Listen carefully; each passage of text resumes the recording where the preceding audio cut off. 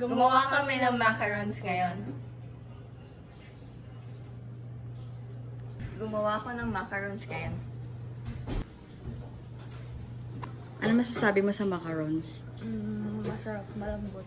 At dahil nga nandito yung aking mga pamangkin, nag-request nga sila na gumawa kami ng macarons. Iba-iba man ang kulay niyan pero iisa lang ang lasa. Para sa ating mga ingredients, meron nga tong egg whites, granulated sugar, almond flour, at yung ating powder sugar. Meron nga tong almond flavor o almond extra. At yung ating cream of tartar. Bali nakasukat na pala yung ating mga ingredients dito.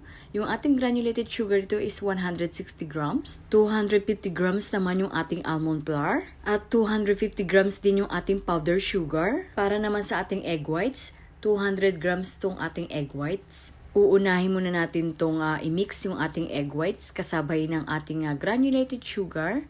Pero kailangan natin munang pa-volume o pabulain muna ng konti yung ating egg whites dito. At bago nga natin ilagay yung ating granulated sugar dito, kapag nga ganyan na yung itsura ng ating egg whites, tsaka na natin ilalagay yung ating granulated sugar.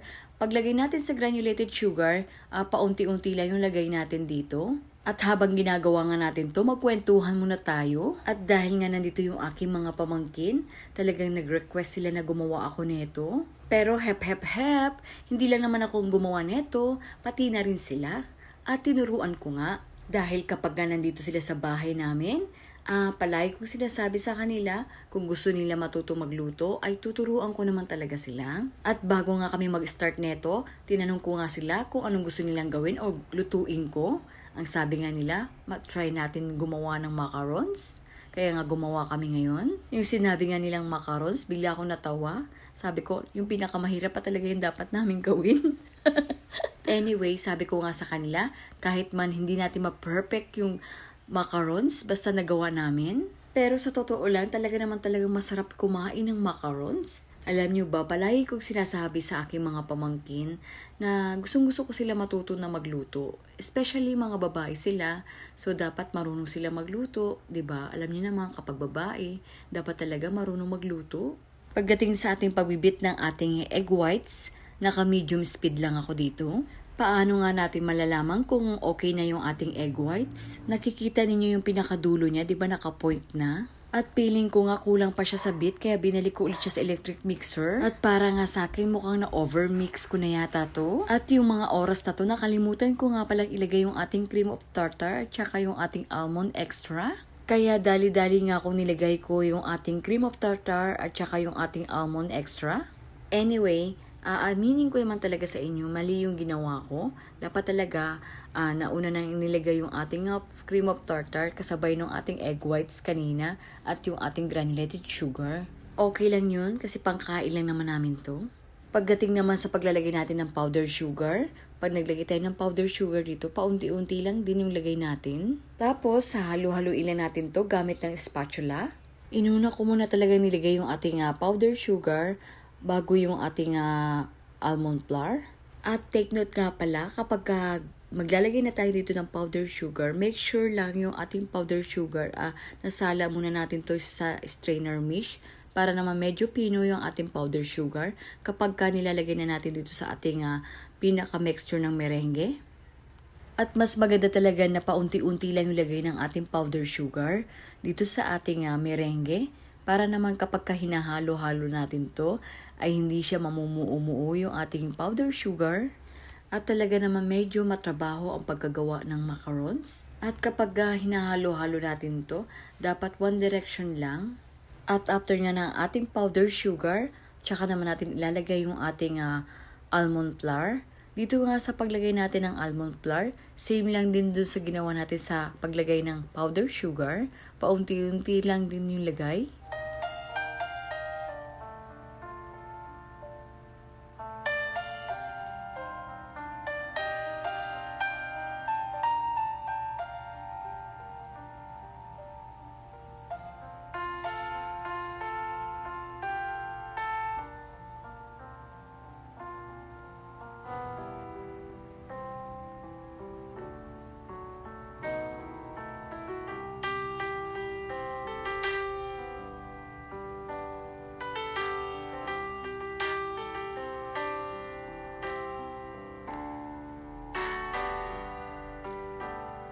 At dahil nga gusto nila lagyan ng kulay yung aming macarons, naglagay rin ako dito ng food coloring, katulad ng purple at saka green. 3 kulay yung aming macarons, may white, green at saka purple. At dahil nga ako ang unang maglalagay dito sa ating macarons mat, ako muna ang naglagay dito, bali yung white yung aking nilagay na macarons.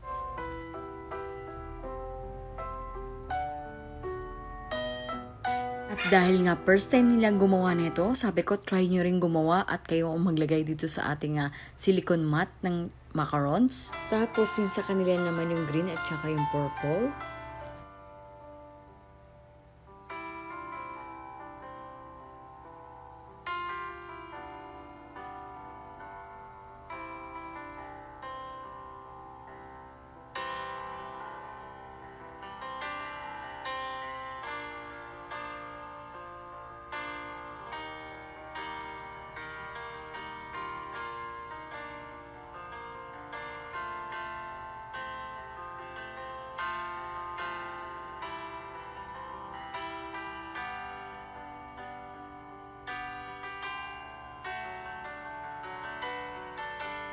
At medyo nga nahihirapan sila kasi mga first time nila. At tingnan mo nga naman tong mga pamangkin ko, talaga naman trying hard silang gumawa, diba? At super proud nga ako sa inyo. Grabe, ang seryoso nila gumawa.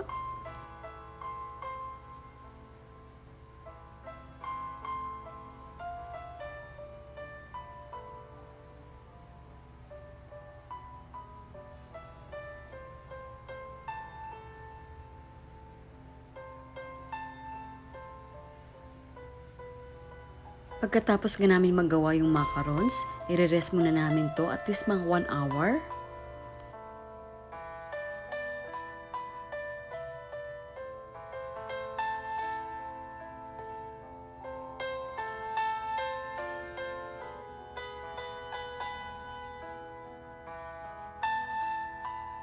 At para naman sa peeling, gumamit nga pala ako ng Everwhip cream. At naglagay rin ako dito ng Nutella, chocolate. Tapos ilalagay lang natin ito sa ating stand mixer para ma-beat natin ng maayos yung ating peeling.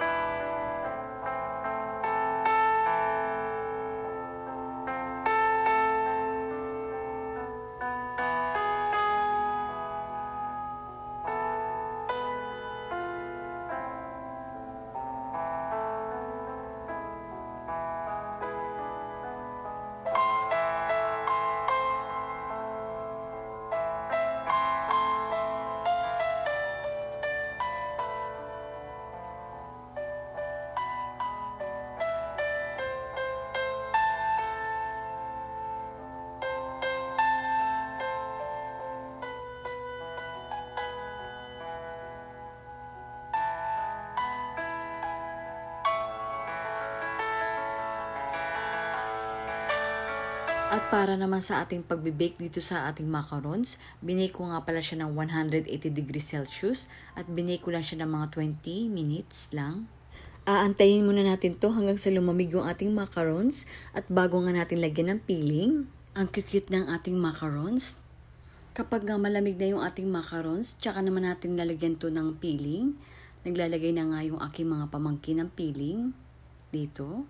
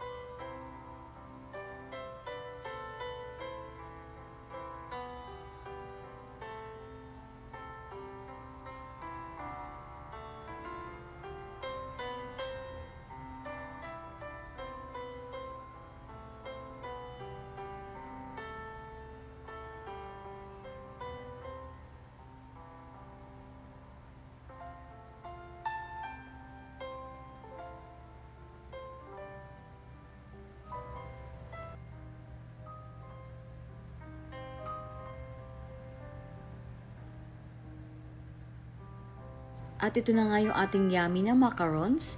Tapos yung filling niya may chocolate na Nutella at saka yung ever whipped cream. At sana may natutunan ka sa video ko ngayon. At kung nagustuhan mo nga to, paki-like and share naman. Or baka hindi ka pa nakapalo sa akin, ipalo mo na rin ako para like kang updated sa mga ginagawa kong videos. Salamat po sa panonood.